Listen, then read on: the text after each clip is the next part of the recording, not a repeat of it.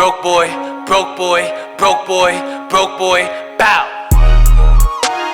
I don't pay to win, I am broke, yeah. I don't got no bread, I need a loaf. Buying FIFA points is a joke, yeah. Road to glory coming for your throat, baby. Don't try to play me, my skill game is crazy. Don't. 1 star. I'm eating the ops cause they looking so tasty. Gold thread. Give me the ball and I swear that I'm so wet. Yeah. No stress. I'm hitting the lead, you ain't stopping my progress. Bah. What's going on, YouTube? It is your boy 1 star week for the you are now watching the luckiest Road to Glory on YouTube, the broke boy Road to Glory. Welcome back to this series, and actually, I might have to amend what I just said because the luck on this account appears to be gone. And like I've said in the past, the luck, in my experience in FIFA, just seems to go in waves. I get a bunch of good things, then I get a bunch of bad things, then I get a bunch of good things. Maybe it's the roller coaster ride that EA wants in order for you to get FIFA points. I don't know. I can't call it. But today, we have a few things to talk about. The first of which is the Weekend League. We are in the trenches once again. We are trying a new Weekend League formation. More on that later because right now we're going to be talking about the new promo. We have the What If promo. This is the first time EA has dropped such a promo. And really, it seems like it's like a mix of a couple different promos put together. It seems very similar to the Headliners promo, where if they get a certain amount of goals in a certain amount of games, or if they perform well, they will get the upgrades. But the catch here is that it's easier for them to get upgrades. Somebody like Rafinha, who they did drop the SBC for today, is probably guaranteed to get one because all their team has to do if they're an attacker or a midfielder is to score 6 goals in 5 games. And somebody like Rafinha, who plays for Leeds, is probably gonna get that upgrade, and I think that's why his SBC is so expensive. When you look at his card, he looks very, very nice. Very, very fun looking card. And if he gets the upgrade, he's probably going to be one of the best right wingers in the Premier League. And as you guys know, the right wing position is a very, very hard position to fill for a lot of people.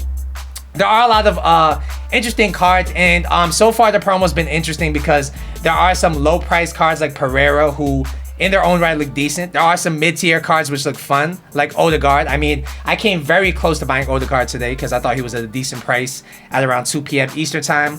But today, as you guys know, we have made a big signing. But first, I'm gonna show you guys the transfer list because we have had to make some sales to facilitate that signing.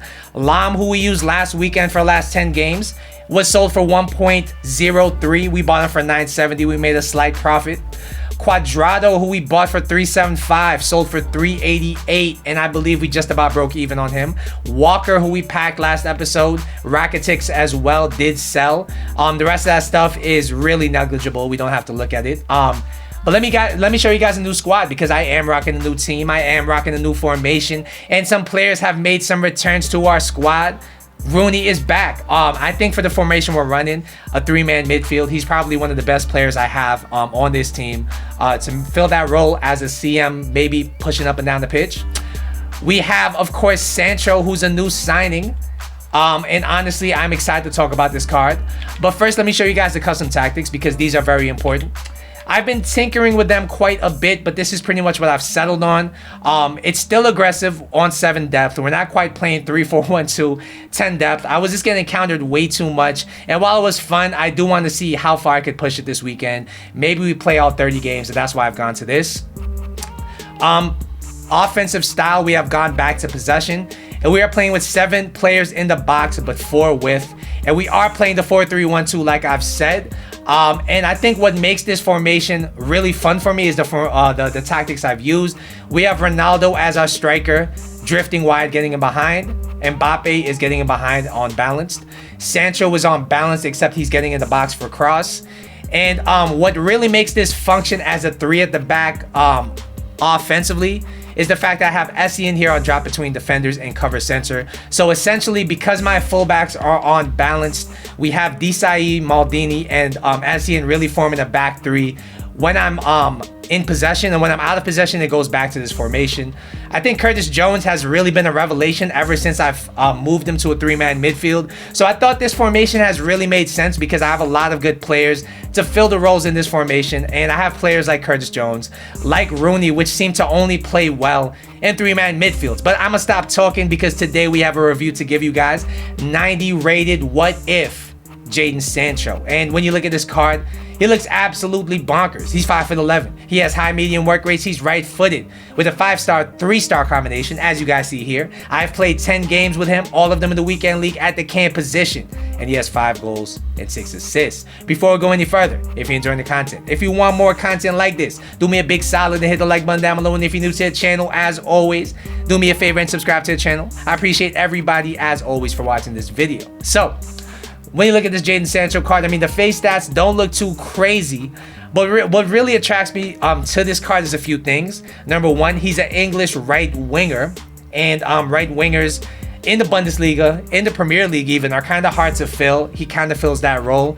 He has the 5-star skills. His dribbling looks absolutely insane, and although his face stats don't look that great, he has some very, very nice in-game stats. The 95 attack positioning, the 93 finishing look insane. Passing wise, 84 doesn't look too great, but then you look closer, you see the 91 short passing, the 90 vision, the 85 curve. I mean, if dribbling wise, you know he's going to be a beast, and he does have 75 strength to ride a challenge, so he does have that in his arsenal as well. So without further ado, we're gonna jump into the gameplay. I'm gonna let you guys know how my weekend leagues went, and I'm gonna let you guys know, is Sancho worth it? Let's go. Yeah, so according to Footbin, this Jadon Sancho card is going to be selling for 1.4 million on the PS4 market. Is he worth it? I would have to say not quite. I think he's very inflated right now, but I think 700 to 800k is a much better valuation for him. We're going to break down the stats, starting with the pace. He has 89 pace, and this was an issue with his earlier cards. A lot of people were surprised when his 9 form dropped, and he only had like 80. I forgot what the pace is actually on him, but it's low 80s. This card has definitely gotten a boost, but like Okocha, who I reviewed yesterday, this Jadon Sancho card doesn't really have that top end speed. So when he's in behind, he does get caught from time to time, but his acceleration is absolutely explosive. He explodes out of the 5-star skill moves. Overall, I gotta give this guy's pace an 8.5 out of 10. He's definitely very quick, just not top notch in this regard. Next, we'll talk about his shooting, and I think the thing that really stood out with me was his attack positioning. He made brilliant runs. He was always open in dangerous areas, and he just always seemed hungry to get on the end of a ball to score. I really enjoyed his attack positioning, and his finishing. Unfortunately, I do have to say something negative about it. He has only 80 shot power, and unfortunately, there were certain times where I had a really good angle shooting the ball, and he just didn't have the shot power to beat the keeper. And I think that definitely has to give him negative marks. That being said, though, his finishing is very, very good. He has a lot of accuracy on his shot. He just doesn't have that top-end shot power to make him an unreal finisher on this game. I did boost the shot power to 90 with a Maestro chem style, but it still didn't really feel that strong in game, and I will mention that. We also have the 3-star weak foot, which is a con because his left foot is not quite as good as his right. Overall, though, I have to say his shooting was an 8.5 out of 10. If you get it from a good angle and you beat the keeper, that thing's gonna hit the back of the net. Next thing we're going to talk about is his passing, and this part of the card really surprised me. His playmaking ability is absolutely nuts in tight areas, and that's really because of his 90 vision, his 91 short passing, his 85 curve. So in and around the box, this guy was dangerous. His through balls, the short ones at least, had like perfect weighting on them, where all I had to do was run on top of them, shoot with Mbappe, shoot with Ronaldo, and it was a goal every single time. I really enjoyed that. His long passing is only 71. Once again, I boosted that to 81 with a Maestro chem style, and I do think it was decent. It wasn't anything too crazy, but don't be hesitant to make a driven pass with him. Don't be hesitant to try a through ball with him. He's going to be able to execute it more times than not. Overall, this guy's passing is an 8.5 out of 10. Next, we'll talk about this guy's dribbling, and this guy's insane on the ball. I have to say, his turning ability with his left stick alone, so even if you're not a skiller, you'll be able to really enjoy him with his turning ability, how close he keeps the ball to his body. His close control is very, very nice. His L1 and R1 dribbling feels very responsive. And then let's get to the skills, because he explodes out of the skill moves while keeping the ball very close to his body. It really makes him a nightmare for people to defend against. And I have to say, overall, this guy's dribbling is a 9.5 out of 10. He's extremely sticky. He has a little bit of strength to ride the tackles, and his actual dribbling is absolutely nuts. Finally, we'll be talking about his physical, and I do say he does have some decent stats here with the 75 strength. He wasn't easy to bully, especially because he's like 5'10", 5'11". He's not the smallest card. He has enough to ride the challenge, and I really enjoy that. His 85 stamina means he does tend to last 90 minutes. At 120 minutes, maybe you'll need a sub depending on the play style, but overall, I have to give this guy's physical a 7 out of 10. Alright guys, so what's the final verdict on this Sancho card? I think he's actually a really, really fun card. He's an amazing, amazing dribbler of the ball. He has some decent end product, and he has some decent pace, decent physical. So why don't I think he's worth the money? I mean, I think 1.4 million is just extortionate for a card like this. But once he drops in price, I do think he's gonna really bring some value to you. And I think if his shooting was better, maybe if he had like +5 or +10 in shot power, maybe a weak foot upgrade, he'll be a lot more justifiable at this cost. But because of the weaknesses that he does have, I can't quite co-sign it.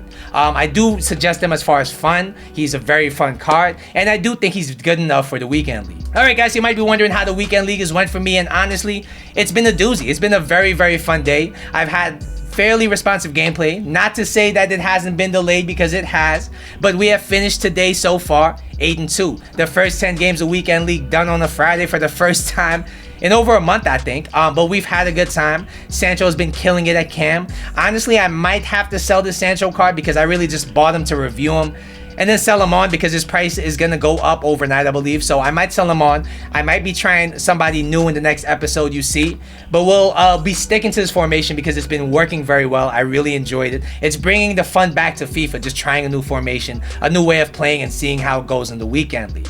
Alright guys, so I'm going to call this episode right here. Let me know in the comment section down below how your weekend leagues went. Have you tried any of these what if cards? What has been your experience been? Once again, don't forget to like and subscribe. I will see you guys in the next episode, but until then,